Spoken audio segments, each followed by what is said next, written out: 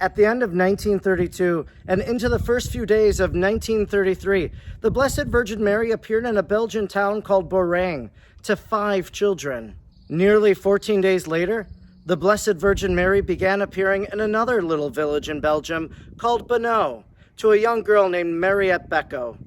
I'm Father Edward Looney, and today I'm in New Hope, Tennessee, visiting the Virgin of the Poor Shrine in the mountains of Tennessee. Back in 1982, under the direction of some Benedictine monks, this shrine to the Virgin of the Poor was constructed here in the hills of Tennessee. In the apparition in Beno, Belgium, the Blessed Virgin Mary asked for a chapel to be built, and this chapel here is a replica of the one in Belgium. The young girl named Mariette Beco began seeing the Blessed Virgin Mary in 1933 in January. She was looking out her window, and there she saw a woman dressed in white. When she told her family about this woman, they didn't believe her. They thought that she was just imitating or mimicking the children from Banneux who had just seen the Blessed Virgin Mary. Her peers at school mocked her by calling her Bernadette.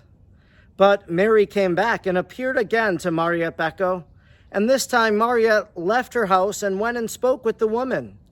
And the lady led her to a spring of water and said, "I reserve this water for me. Put your hands in it."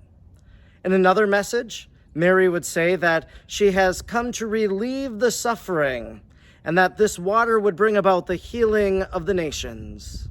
She also told the young Mariette Beco to pray very much. When we see an image of Our Lady of Beno, we might be confused. We might think it's Our Lady of Lourdes because of the uncanny similarity in the vesture of Our Lady. She's dressed all in white with a blue sash, just like Our Lady of Lourdes. And water, just as Bernadette discovered a miraculous spring of water, Mariette is brought to a spring of water that people take home today, and many, like in Lourdes, have claimed healings. The message of Beno is a message for you and for me. It's a message for us to pray, especially for the sick. And it is a message to pray very much. It's a message of healing for the nations. And we see the great divide in our world today.